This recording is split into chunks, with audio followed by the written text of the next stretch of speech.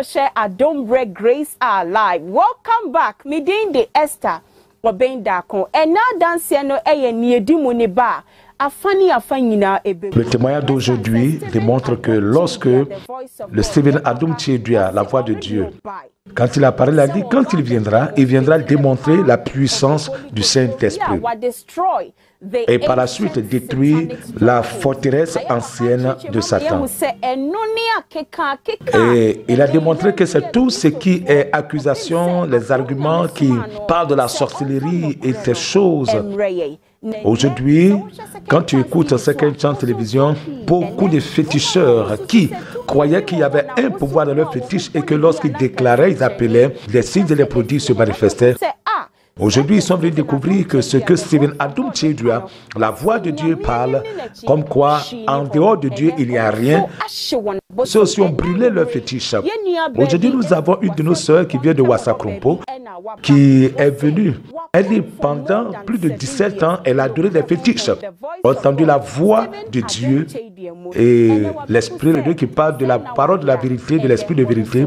Stephen Adom Tchedua, elle s'est rendue compte qu'elle était perdue. Donc, elle aussi, elle est venue à la maison.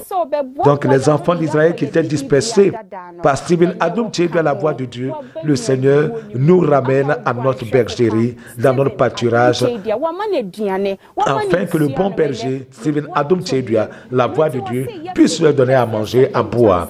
Et l'aisance est revenue, le confort est revenu. Et donc, son témoignage ce soir sera rendu à l'heure de la grâce, qui est cette émission précise qui nous reçoit, et le monde entier sera témoin de ce que Dieu a fait. Nous allons d'abord suivre une image. Notre sœur dit qu'autrefois, elle s'appelait la féticheuse Adjoa Ampofoua. Dans la contrée où elle se trouve, dans la région, tout le monde la connaît. Parce que les gens vont auprès d'elle dans le but de rechercher de l'aide. Elle qui croyait qu'il y avait un pouvoir qui existait, elle dit, elle ne savait pas ce qu'on appelle l'église, elle détestait les pasteurs, parce que là où elle était, où elle travaillait, c'était avec les pasteurs qu'elle le faisait. Et plusieurs allaient se fortifier à la même source qu'elle. Et elle a mis au défi le Dieu d'Adom Tchedua, qui a démontré que réellement c'est lui qui a envoyé la voix de Dieu, son serviteur. Elle dit qu'aujourd'hui elle a changé de nom, elle s'appelle Ernestina. Donc ce soir c'est elle que nous recevons, c'est elle qui est notre invitée. Elle s'appelait la féticheuse Adjoa Ampofoua. Adomo, Philadelphia, tu es très belle ce soir. Quand tu te regardes sur Second Chance Télévision, avec les images que nous avons vues tout à l'heure de toi, vraiment, je me rends compte que Dieu m'a réellement rendue belle. J'ai dit, Dieu m'a rendue belle. Dieu m'a arrangé. Tu es devenue belle. Moi aussi, je crois fermement en cela. Et je crois que tous les téléspectateurs se rendent compte que si réellement tel est ton passé et qu'aujourd'hui c'est ce que tu es devenu, c'est que réellement Dieu a fait quelque chose de grand. Maman, s'il te plaît, tu es née où? Oui, maman, c'est avant que je ne parle. Il faut que je demande pardon à Dieu et demander pardon à papa. Est-ce que tu as fait du mal contre papa? Oui, j'ai parlé contre le serviteur de Dieu. Je dois demander pardon, qu'il me pardonne. Oui, tu as la possibilité de demander pardon. Oui, je me mets en genou ici pour demander pardon. Que le Seigneur me pardonne. Que le Seigneur me pardonne, que papa me pardonne. Parce que j'ai péché contre toi, papa. J'ai péché contre toi. J'ai fait du mal contre toi, papa. Pardonne-moi. Et que je demande pardon à Dieu, je demande pardon à son serviteur. Je demande pardon. Avec beaucoup de larmes, avec beaucoup de regrets. Et je sais que notre papa Stephen Adom Tchedua t'a déjà pardonné. Ainsi Dieu t'a pardonné. Le Seigneur t'a rendu trop belle. Et donc notre sœur Adjoa Ampofoua, autrefois elle était féticheuse. C'est ces images du passé que nous sommes en train de suivre sur Second Chance Télévision. Son avant, c'est ce que nous sommes en train de suivre, son passé. Elle dit la voix de Dieu qui est entendue de par notre papa, aujourd'hui elle est transformée et elle a brûlé tous ses fétiches et elle accepte fermement que en dehors du Dieu vivant que nous servons, Adam, le Dieu d'Adam, il n'existe aucun autre Dieu.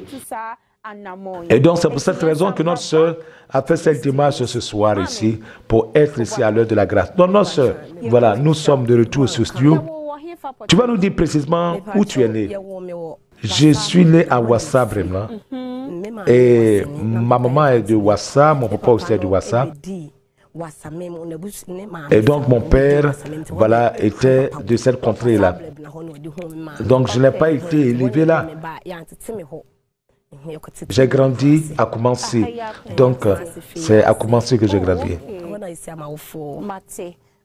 Je ne voudrais pas trop me presser pour savoir pourquoi tu t'es mis en genoux pour demander pardon au Dieu d'Adam à non pas. Premièrement, je voudrais qu'on suive quelque chose. Il y en a qui disent j'ai été féticheuse pendant tel nombre d'années. Toi, ça a commencé en quel moment? Moi, cette affaire de fétiche a commencé quand j'avais 16 ans. Lorsque j'étais encore au collège, c'est là que ça a commencé. Bon, ça se manifestait par... c'est-à-dire quand je te rencontre, je dis certaines choses, je vois des choses, je dis beaucoup de choses. C'est-à-dire quand je te rencontre, je donne des révélations te concernant. Les gens disaient que j'avais peut-être le désordre mental, que j'étais folle. On m'a fait même voyager. J'ai été dans plusieurs endroits dans le but de pouvoir trouver une solution à ça. Et à l'âge de 16 ans, je me suis carrément retiré de mes parents. Et on m'a envoyé auprès d'un pasteur pour aller prier pour moi. Les pasteurs ne pouvant pas trouver de solution à ça, a dû rappeler ma mère pour dire qu'il faut qu'on aille ailleurs. Partout où on va, on nous dit c'est un fétiche qui me fait faire ça. Ce sont les génies, comme on le dit, qui me font faire ça. Donc auprès de plusieurs pasteurs, ce sont des pasteurs qui ont des renoms, une grande réputation ici, qui ont donné cette confirmation comme quoi c'est le fétiche qui fait que je me comporte de cette manière. Donc il y a un pasteur qui a dit qu'il faut qu'on me ramène d'où je suis né. Et bon, j'ai aussi reçu une révélation comme quoi ma mère, avant qu'elle ne me mette au monde, allait consulter les fétiches. Donc on m'a ramené auprès de ces féticheurs-là. Et le pasteur a dit que, est-ce que je me rappelle que lorsque ma maman s'est retrouvée chez les féticheurs dans le but d'aller faire une demande pour que je naisse. Et que si c'était une fille qui naissait, elle allait donner une poule. Si c'était un garçon, elle allait donner un coq. Après l'accouchement, elle n'est plus repartie à cet endroit. Donc le pasteur a dit que nous repartions là-bas pour aller faire des rituels dans le but que ce qui devrait arriver n'arrive plus. Arrivé là-bas, ce qui a été exigé, c'est que je sois féticheuse. Ma mère a dit non, dans notre famille, ceci n'existe pas. Donc, elle ne peut pas donner la permission que je sois féticheuse. Je crois précisément c'est en 2012. J'étais en train de suivre un film où il y avait un pasteur qui était en train de prêcher. Le pasteur disait que adorer les fétiches, là, c'est des bêtises. Donc j'ai dit, mais donc, si je dois aller adorer les fétiches, que c'est du n'importe quoi, c'est des bêtises, c'est qu'il faut que je cesse. En ce moment, j'étais en formation de féticheuse. J'ai fait 3 ans de formation en tant que féticheuse. Là-bas, tu deviens comme un apprenti. Tu apprends à pouvoir danser, à faire beaucoup de choses, des rituels, tout et tout. Et donc moi, j'avais l'intention vraiment de continuer mes études. Quand je vais aussi à l'école, je n'arrive pas à me concentrer sur les études. Et donc, j'étais toujours dérangé, c'était la confusion. Donc, il y a des moments où je peux me trouver en classe et puis je me mets à crier. Quand je hurle, c'était comme ça tout le temps. On me renvoie. Et vu telles les choses se passaient, c'est compliqué. J'ai rencontré un certain homme, je crois, en 2015, et lui m'a conseillé pour me dire que non, il y a de l'argent dans le travail et que danser le fétiche me rendra prospère. Bon, comme lui aussi, c'est quelqu'un qui avait un peu de penchant pour tout ce qui est fétiche et autres. Donc, il m'a encouragé et j'ai été voir ma mère pour dire, maman, qu'est-ce que tu dis? Maman a refusé, elle a dit non, qu'elle ne me donnait pas vraiment cette permission, elle ne pouvait pas vraiment approuver que je danse le fétiche. Et même quand on t'envoie même pour te former en tant que féticheuse, c'est encore beaucoup, vraiment beaucoup d'argent. Voilà. Tu dois dépenser d'abord déjà à la formation. Ce que tu donnes en premier comme, je peux dire enregistrement, c'est dans l'ordre de 50 000. Et quand tu dois finir aussi la formation, c'est dans l'ordre de 500 000 francs que tu dois dépenser dans le but de pouvoir parachever ta formation. Et après, il faut appeler un groupe musical pour venir chanter. Il faut sortir publiquement. Il faut faire appel aux autorités coutumières de la ville. Et tout ça, c'est à ta charge. C'est ce que vous constatez sur l'écran. Voilà, là j'avais fini la formation, donc j'avais fait la sortie officielle, donc je dansais. Et là c'était en présence des autorités coutumières et aussi d'autres autorités administratives. Concernant la formation, les 3 ans de formation ont été consumés et on nous demande de pouvoir donner un certain nombre d'éléments. Voilà ce qu'on paye. On faut acheter un siège, et il faut acheter des pains, il y a des dessous, des habits qu'on te fait porter spécialement. Donc, toutes ces choses-là, tu dois acheter. Donc, durant la formation, qu'est-ce qu'on vous apprend? On nous apprend comment prier, comment recevoir des personnes qui viennent consulter. Mais comment vous priez? C'est-à-dire comment verser les boissons, comment donner de la boisson aux génies, aux ancêtres. Voilà, c'est cette formation-là qu'on nous fait faire. Très bien. Et donc, après avoir fait cette formation, où tu as commencé à exercer? Bon, j'exerçais à San Francisco. Lorsque ma mère a dit qu'elle ne pouvait pas trouver les moyens de pouvoir aller me faire cette formation-là, moi j'avais commencé. En fait, dans la formation, il y a beaucoup d'argent. Et le monsieur avec qui j'étais a pris en charge voilà, tous ces différentes dépenses qui devraient être faites. Et donc, c'est lui qui paie. Mais je vous dis que l'adoration du fétiche, ce n'est pas une bonne chose. Il y a tellement de choses qui se passent pendant la formation. Donc, j'ai été formé pendant les 3 ans après, les 3 ans aussi, pour pouvoir m'établir. C'est beaucoup de dépenses. Ce travail qui voit qu'il n'est pas un bon travail là. Tu dois bâtir une maison avant de pouvoir t'installer. Si c'était un bon travail, quelqu'un pourrait te donner sa maison en location. Mais personne n'acceptera de donner sa maison pour que tu viennes tuer des animaux, des sacrifices dedans. Donc tu es obligé toi-même de bâtir une maison avant de commencer à exercer. Ça, c'est ma maison du fétiche. Pendant plus de 1 an, j'avais déjà quitté la maison. Je vais expliquer pourquoi j'ai quitté cet endroit 1 an avant de laisser complètement fétiche. Il y a beaucoup de choses qu'on a dû vendre même là, parce qu'il y avait beaucoup de boissons, des plateaux d'œufs pour les rituels, tout ça. Ce que tu es en train de voir, c'était l'initiation. On était en train de verser du sang. C'est-à-dire on était en train d'investir de puissance le fétiche pour que le fétiche soit puissant, soit fort. Et donc c'est ce travail-là qu'on était en train de faire. Et ici, ça c'est mon lieu de fétiche. C'est mon sanctuaire de fétiche. Voilà, c'est ce qui est là. C'est de là que j'appelle les ancêtres pour qu'ils exaucent la doléance de la personne qui vient me consulter. Et là, qu'est-ce que nous sommes en train de voir? C'est maintenant qu'on venait investir de puissance, renforcer la puissance, voilà, en ce fétiche, pour dire au fétiche que tu sois installé à cet endroit. Donc, c'est un mouton qu'on avait tué, qu'on versait son sang. Bon, il y a certaines personnes, une femme, peut-être son mari aime beaucoup les femmes. Donc, quand la femme arrive, on attache son mari au fétiche. Donc, il y a des gens qui viennent de cette manière, beaucoup viennent, beaucoup de femmes. Les hommes là, il y en a qui me pardonnent vraiment, les hommes là, on a fait beaucoup du mal aux hommes. Les femmes qui se promènent sur les fétiches là, vraiment, elles font des choses. Tu sais, les hommes qui aiment les femmes, là, on peut amener les femmes, excusez-moi du terme, on utilise même les menstrues des femmes là, hein, pour faire certaines potions pour qu'elles préparent ça, pour donner ça au mari, voilà, pour les ramener à la maison.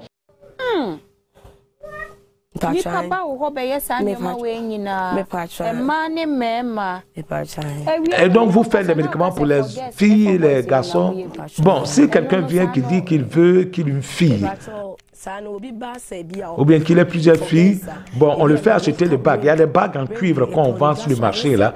Bon, la personne vient avec cette bague, on fait rentrer ça dans une potion pendant 7 jours et on lui fait porter ça. Et donc quand il va saluer la fille, bon, son intention se réalise. Donc quand tu t'installais, les gens venaient vers toi pour te consulter, pour te l'aide. Oui. Tu as demandé pardon, Dieu l'adore, donc ne pleure plus. Je sais que ça avait beaucoup de regrets que tu dis ces choses. Bon, quand on regarde dans la maison, dans ton sanctuaire de fétiche là, on a vu beaucoup de plateaux, beaucoup de choses qui se trouvaient dans ton sanctuaire là. C'est quoi? Bon, les plateaux d'œufs que tu as vus, c'est les œufs qu'on fait venir pour pouvoir donner au fétiche. Parce qu'on lance les œufs au fétiche. Quand tu finis de faire la prière, tu lances l'œuf. pour que le fétiche puisse utiliser cette œuf-là. Il y a plusieurs même plateaux d'œufs qui ont été brûlés, même les bouteilles de gin que vous voyez là. Il y en avait plusieurs que nous avons vendus. Il y en avait beaucoup. Ok.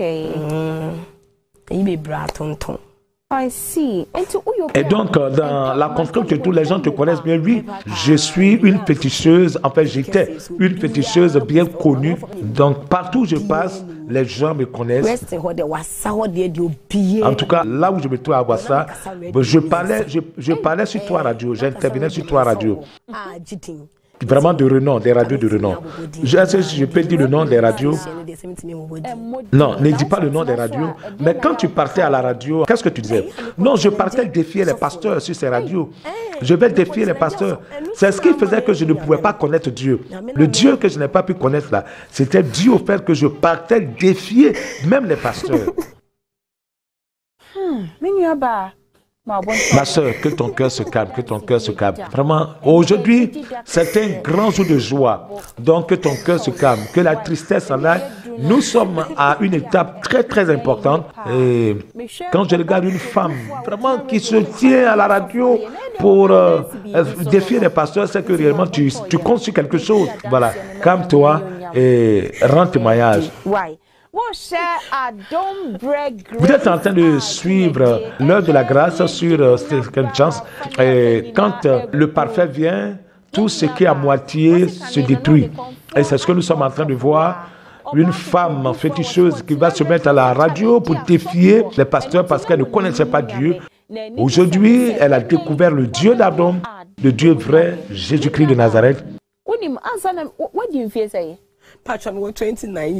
Bon, j'ai 29 ans, madame, s'il vous plaît, j'ai 29 ans. 29 ans, c'est ça ton âge?